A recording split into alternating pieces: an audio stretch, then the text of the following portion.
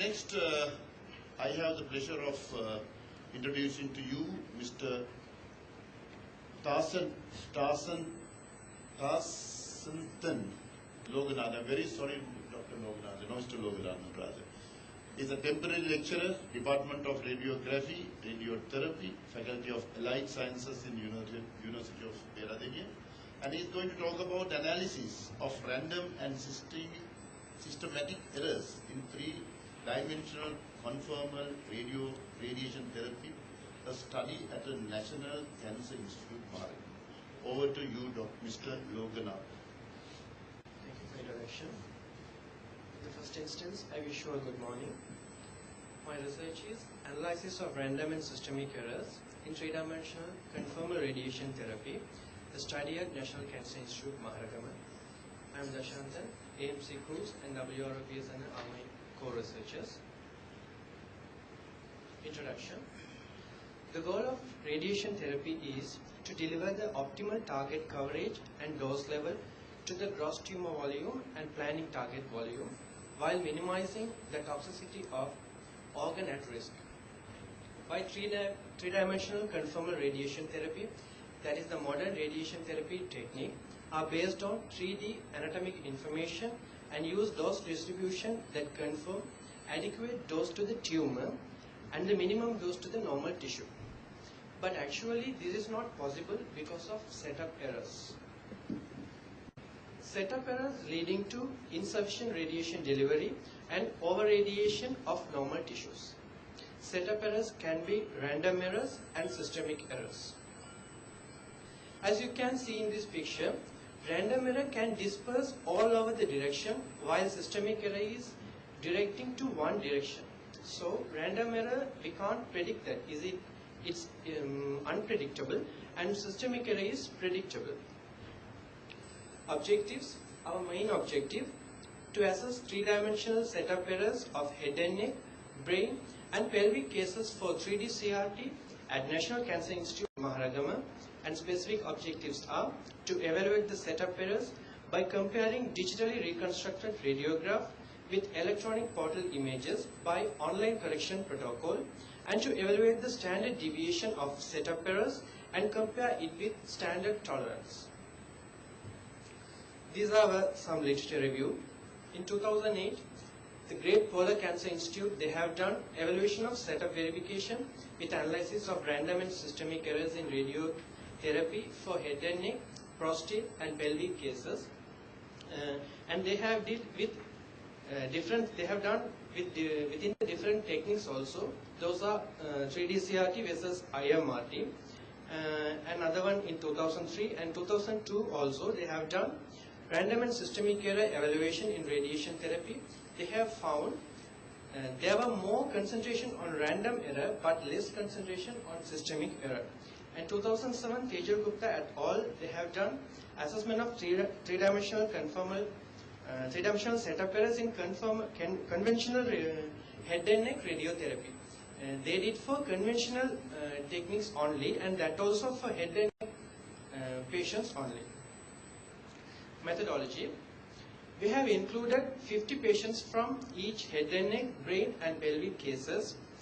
The patients who are under treatment on 3D CRT technique in National Cancer Institute, Maharashtra. We have excluded palliative and pediatric patients and patients who are in other treatment techniques, which are conventional radiotherapy techniques and brachytherapy.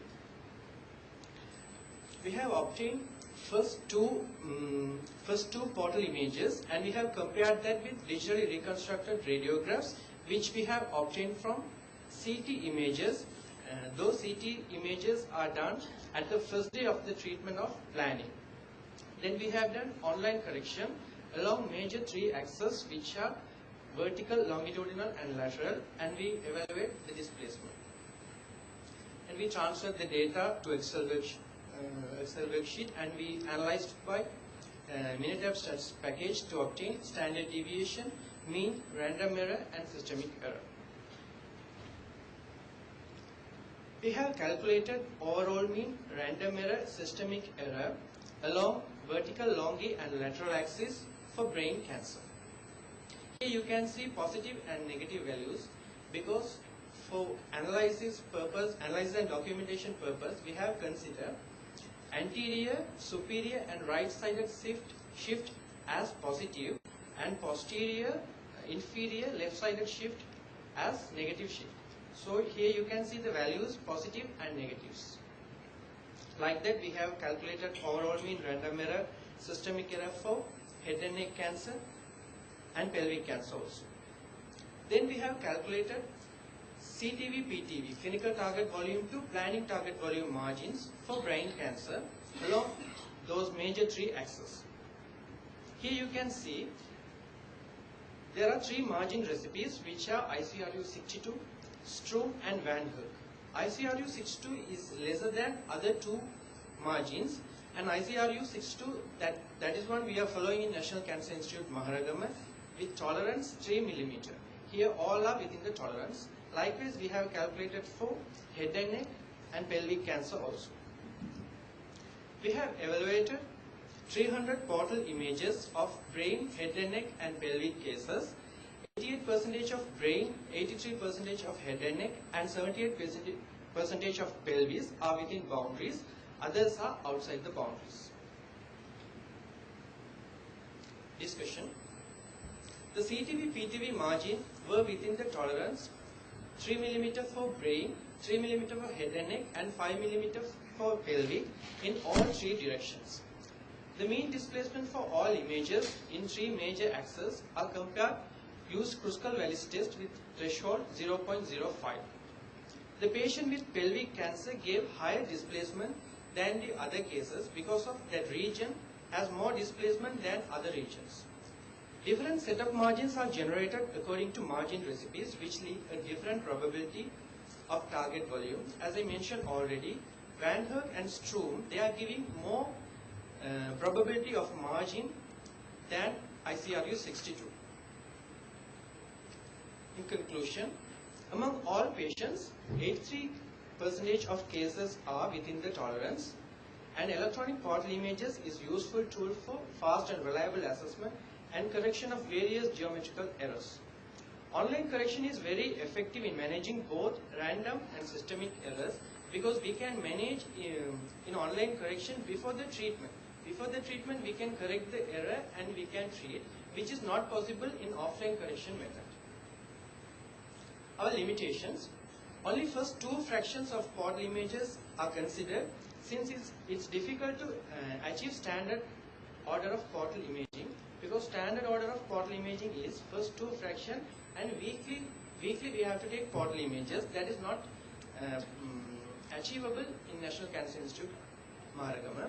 Then workload.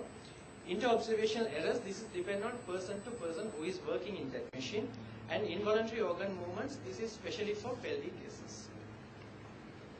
Our recommendation, increase number of portal images. This is standard recommendation to reduce the setup errors, and use thermoplastic immobilization device with foot or ankle rest. This is especially for pelvic cases, and infrared positioning system and inserting implants to avoid the involuntary internal organ movements. Inserting implants specially for prostate cases. If we insert the implant to prostate, we can reproducible as same as the first day. It means accurately we can reproduce the patient on the couch. And infrared positioning system also, this is due to patient movement. If we use the infrared gating system, by tracking that patient movement, we can deliver the treatment accurately. And image-guided radiation therapy is IGRT, that is the standard and best one to avoid setup errors. That we can say real-time tumor tracking. This works like this.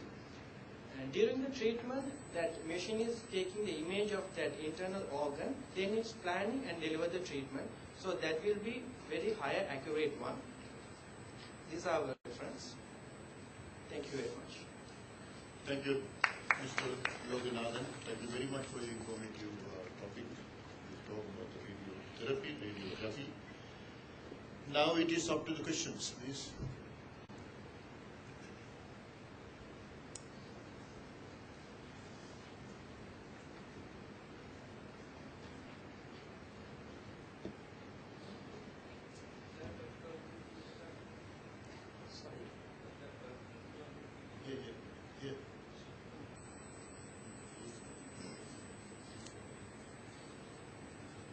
have handled all the patients, or is just a control group?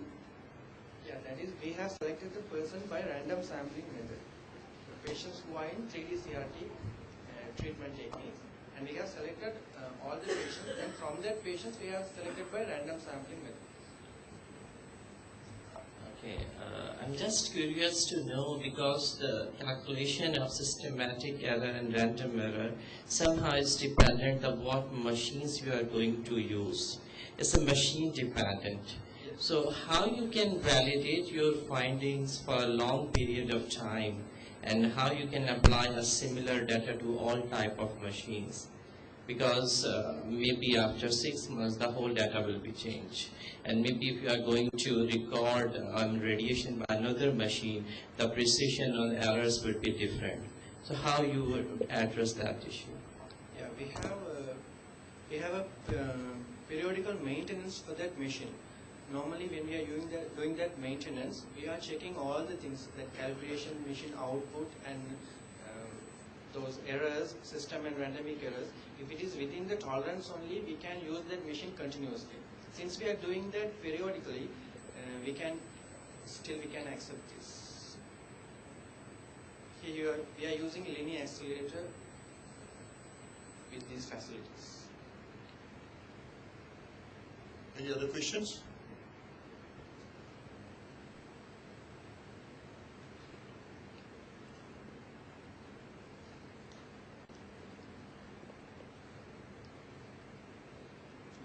Thank you very much, Mr. Loganathan.